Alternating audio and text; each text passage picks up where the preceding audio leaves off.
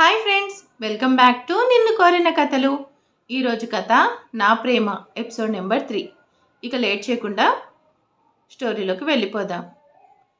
అర్చన చేయించుకొని ఆ దేవదేవుని ఆవరణలో కాసేపు కూర్చొని ఇంటికి వెళ్తారు అందరూ. ఇంటికి వెళ్ళాక ప్రశాంతి పాయసం చేసి ఇచ్చింది సంధ్యకు, సిరికి. తర్వాత గుడిలో జరిగిన విషయాన్ని ఎవరై ఉంటారు అని సంధ్యని అడగలేక కిచెన్లో టిఫిన్ ఏర్పాట్లు చేస్తున్నారు ఏదో ఆలోచిస్తూ. సంధ్య, సిరి పాయసం గిన్నెలు తీసుకుని వాళ్ళ రూమ్కి వెళ్ళారు. మొత్తానికి ఉదయ్ పనే కదా ఇది. నన్ను ప్రేమించుకొని నీకు చెప్పి నిన్ను లవ్లో పడేయడానికి చాలా ప్రయత్నాలు చేసేలా ఉన్నాడు అంటుంది సిరి. అసలు ఉదయ్కి ఎలా తెలిసింది ఈరోజు నా బర్త్డే అని? కనీసం కాలేజ్ సర్టిఫికెట్లో ఉండేది కూడా తప్పు కదా. పైగా నేను బర్త్డే అని ఎవరికీ చెప్పలేదు. ఇన్నాళ్ళు కాలేజ్లో అదే ఎలా తెలిసిందో అర్థం కావడం లేదు. ఒకవేళ నిన్ను ప్రపోజ్ చేశాడు కనుక మనం ఉదయ్ అని అనుకుంటున్నాం. ఒకవేళ అతను కాదేమో? అతను కాకపోతే ఇంకెవరై ఉంటారు అంటుంది సంధ్య. ఏమో సంధ్య, మొత్తానికి సంవత్సరం నీ బర్త్డే నిన్ను టెన్షన్ పెట్టింది కాసేపు, ఆలోచనలో పడేసింది కాసేపు అంటుంది సిరి.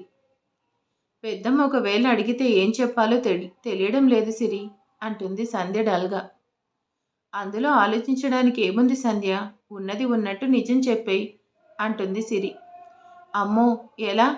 నాకు భయంగా ఉంది. అన్ని విషయాలు పెద్దమ్మతో చెప్పగలను, కానీ ఇలా ఒకడు ప్రపోజ్ చేశాడు, వాడే ఈరోజు గుడికి అలా చేయడానికి కారణం అని నా డౌట్ అని చెప్పలేను నేను అంటుంది సంధ్య కాస్త టెన్షన్ పడుతూ. నువ్వే అంటున్నావు కదా ఉదయ్ చేశాడేమో డౌట్ అని. నీకు సమాధానం రేపు కాలేజ్కి వెళ్తే తెలుస్తుందిలే. ఉదయ్ చేస్తే నీ ముందు ఈ విషయం చెప్పి ఖచ్చితంగా ఫోర్స్ కొడతాడు అంటుంది సిరి. అంతేనంటావా అంటుంది సంధ్య. అంతే. దీని గురించి ఎక్కువగా ఆలోచించి బుర్ర పాడు చేసుకోకు.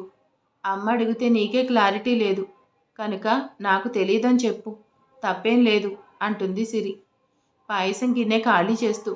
సరే అలానే, అంతకంటే నాకు వేరే ఆప్షన్ కూడా లేదు అంటుంది సంధ్య.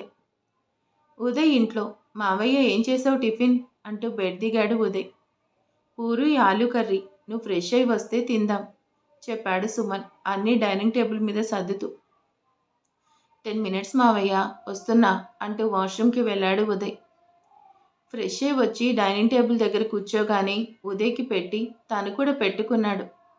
సుమన్ ఇద్దరూ మాట్లాడుకుంటూ తిన్నారు.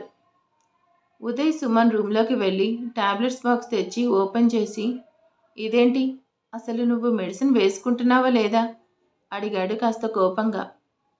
ఎందుకు వేసుకోవడం లేదు ఉదయ్, నేను కాక నువ్వు వేసుకుంటావేమైనా? నాకు తప్పదు కదా అంటాడు సుమన్. మరి ఇవేంటి? నేను మెడిసిన్ 1 month కోసం తెచ్చాను. చూస్తుంటే 4 రోజులు వేసుకొని అలానే ఉంచో. నువ్వే చూడు, నేను తెచ్చిన రోజు నుంచి వేసుకుంటే ఇప్పటికీ కనీసం ఒక 4 రోజులకు మాత్రమే మిగిలేవి, కానీ ఇవి చూస్తుంటే 4 రోజులు వాడి అలానే పక్కన పెట్టినట్టున్నాయి.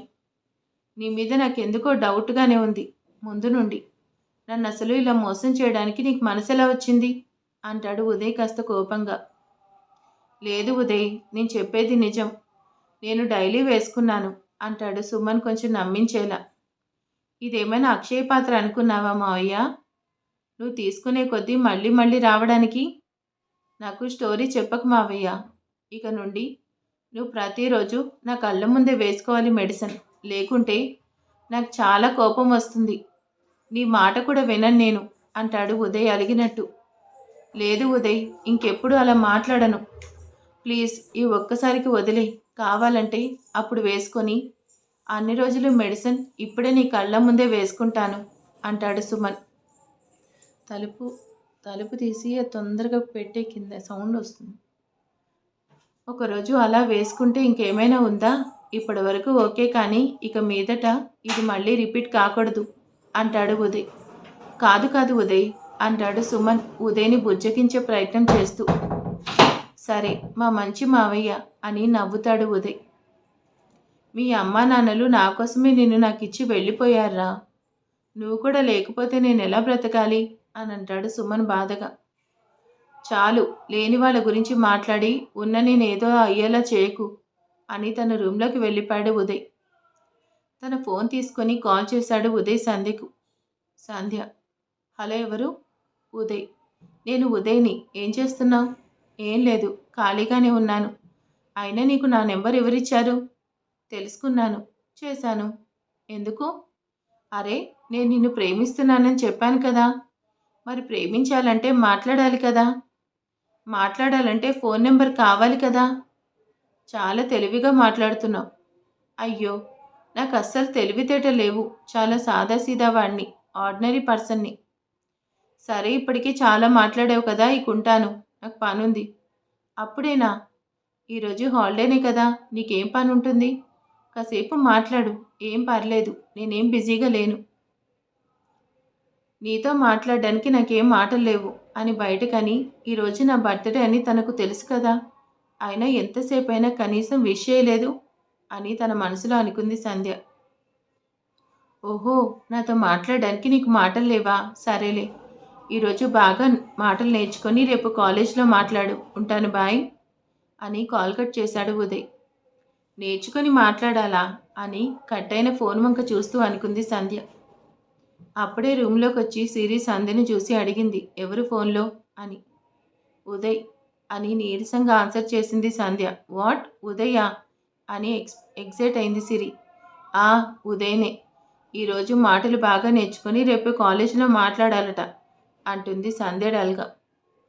ఎందుకంత డల్ అయ్యావు సంధ్య అని అడిగింది సిరి. మరి ఉదయ్కి అసలు ఈరోజు నా బర్త్డే అని తెలుసో లేదో, అంతసేపు మాట్లాడినా కనీసం విష్ చేయలేదు. అందుకే ఇలా నీరసం వచ్చింది. ఇప్పటి వరకు గుడిలో అరేంజ్ చేసింది ఉదయ్ అని అనిపించింది, కానీ తన మాటలు చూస్తుంటే అది తన పని కాదని అనిపిస్తుంది. ఎవరో చేశారో తెలియకపోతే నాకు నిద్ర పట్టదు అంటుంది సంధ్య. ఈ రోజు కాకపోతే ఇంకో రోజు తెలుస్తుందిలే.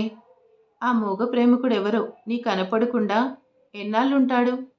ఏదో ఒక రోజు తన ప్రేమ నీకు చెప్పాలి కదా అంటుంది సిరి సంధ్య పక్కనే కూర్చొని. అంతలోనే కాలింగ్ బెల్ మోగితే డోర్ ఓపెన్ చేశారు ప్రశాంతి. మేడం, కొరియర్ వచ్చింది సంధ్య గారికి అని సైన్ తీసుకొని ఇచ్చేసి వెళ్ళిపోయాడు కొరియర్ బాయ్.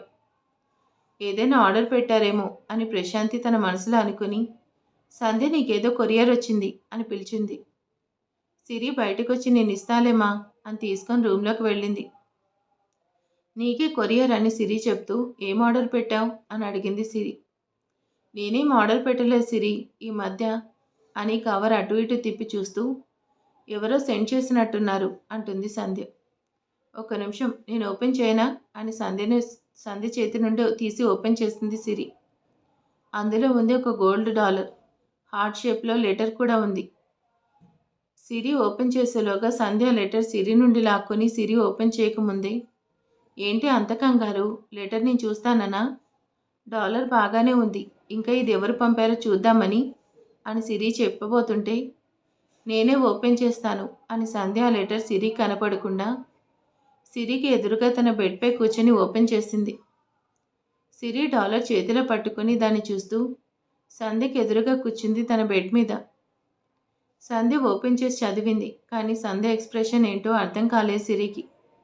అది కాక ఎవరు సెండ్ చేశారో ఈ గిఫ్ట్ తెలుసుకోవాలనే క్యూరియాసిటీ కనపడుతుంది సిరిలో.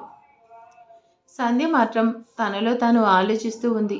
లెటర్ అలానే చేత్తో ఉంచుకొని సిరి సంధ్య సంధ్య అని పిలిచినా సంధ్య ఎలా ఆలోచిస్తూ ఒకలాంటి ట్రాన్స్లో ఉంది.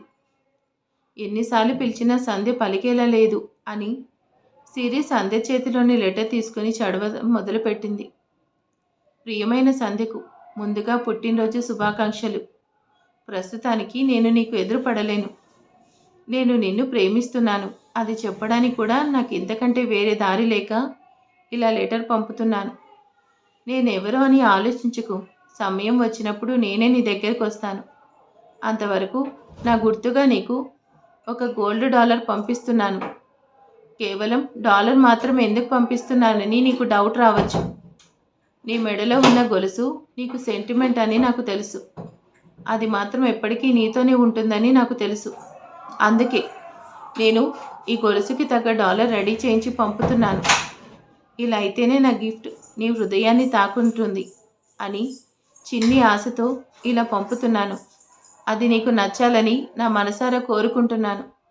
ఇంకో విషయం, ఎవడు వీడు, వీడు పంపిన డాలర్ నేనెందుకు వేసుకోవాలి అని మాత్రం అనుకోకు. నేను నీవాడినే అని నీకు ఫిక్స్ అయ్యాను. నువ్వు ఫిక్స్ అయిపో. కంగారు పడి నేనెవరో అని ఆలోచిస్తూ హెల్త్ పాడు చేసుకోకు. లెటర్ చదివి కోపం తెచ్చుకోకు. కోపం వల్ల బాధ కలుగుతుంది. నీకేదైనా బాధ కలిగితే నేను భరించలేను. Love you for ever. నా పేరేంటో నీకు తెలుసుకోవాలనిపిస్తే చెప్పలేను అని నేను ఫీల్ కాకూడదు కదా, అందుకే చెప్దామని అనుకుంటున్నాను. కానీ ఇప్పుడు పూర్తిగా కాదు, మరోసారి. Bye my love, your future అని ఉంది లెటర్లో. అది చదివిన సిరికి అసలే నిన్న ఉదయ్ ప్రపోజ్ చేసి నేను నిన్ను ప్రేమిస్తున్నాను కానీ నువ్వు నన్నేం ప్రేమించాల్సిన పని లేదు, ప్రేమించకు అని కొత్తగా కాదు వినేవాడికి పిచ్చి పట్టేలా ప్రపోజ్ చేశాడు. ఇప్పుడేమో ఎవరో కూడా తెలియనివాడు నువ్వు నాదానివే అని ఫిక్స్ అయ్యాను, నువ్వు ఫిక్స్ అయిపో అని తన ప్రపోజల్ని డాలర్ పెట్టి మరీ పంపించాడు. అసలు ఎవరే వీళ్ళు ఇలా తగులుకున్నారు అని ఆలోచనలో పడింది సిరి. సంధ్య అలానే ఉంటే సిరిని సంధ్య దగ్గరికి వెళ్ళి సంధ్య అని భుజం తట్టి పిలిచింది. హా అని సంధ్య పలికి, ఎవరు సిరి వీడు, నేను తనకే అని ఫిక్స్ అయిపోయాడట, వాడి మీద కోపం రాకూడదట, ఏంటి అసలేం జరుగుతుంది నా బ్రతుకులో, నాకేం అర్థం కావడం లేదు అంటుంది సంధ్య కాస్త అసహనంగా. ఒకడేమో ఎదురుగా ఉన్నాడు, ఇంకొకడు టైం వచ్చినప్పుడు నీ దగ్గరికి వస్తానంటున్నాడు. ఇంతవరకు ప్రశాంతంగా ఉన్న నా జీవితంలో ఈ పజిల్స్ ఏంటో అని సిరి భుజంపై తల పెట్టుకొని అంటుంది సంధ్య. ఏం జరిగితే అది జరుగుతుంది, ఎక్కువ ఆలోచించి నీ బుర్ర పాడు చేసుకోకు, సరేనా? ఇప్పుడు లెటర్ రాసిన వాడి గురించి కాసేపు పక్కన పెట్టు. రేపు కాలేజ్కి వెళ్ళాక ఉదయ్ ఎదురు పడతాడు. వాడేమైనా అంటే అదే తన లవ్ గురించి నువ్వు ఎలాంటి పరిస్థితుల్లో అయినా బయటపడకు. తనే అన్నాడు కదా నిన్ను ప్రేమించొద్దు అని, ఆ మాట గుర్తుపెట్టుకో. నువ్వు టెన్షన్ పడాల్సిన పని లేదు ఉదయ్ నీ విషయంలో అని చెప్పి సిరి ఒక క్షణం ఆగి సంధ్య ఫేస్ తన వైపు తిప్పుకొని, ఎగ్జామ్స్ దగ్గరలో ఉన్నాయి, వాటి గురించి ఆలోచించు. ఎందుకంటే నిన్నే నమ్ముకొని ఉన్నాను. నేను కనీసం పాస్ కావాలంటే నువ్వు చదువుకొని నాకు చెప్పాలి. నువ్వెంత చెప్తే కనీసం నేను కొంతైనా గుర్తుపెట్టుకొని ఎగ్జామ్స్లో రాసి గట్టెక్కాలి కదా అని అప్పటి వరకు సీరియస్గా మాట్లాడిన సిరి నవ్వుతుంది. సిరి మాటలకు సంధ్య కూడా నవ్వింది. అమ్మయ్య నవ్వావా? ఇంతసేపు మనమిద్దరం మాట్లాడుకుంటుంటే అదేదో ఉపద్రవం వచ్చే ముందు వారు రూమ్లోకి కూర్చొని డిసిషన్ తీసుకునే పెద్ద మనుషుల్లా సీరియస్నెస్ మెయింటైన్ చేయడం నా వల్ల కాలేదు అని నవ్వుతుంది సిరి. అంతే కదా సిరి, మనకు సంబంధం లేకుండా వచ్చే వాటిని మనం ఆపలేం, చూద్దాం నా జీవితం ఎలా ఉందో అని అంటుంది సంధ్య.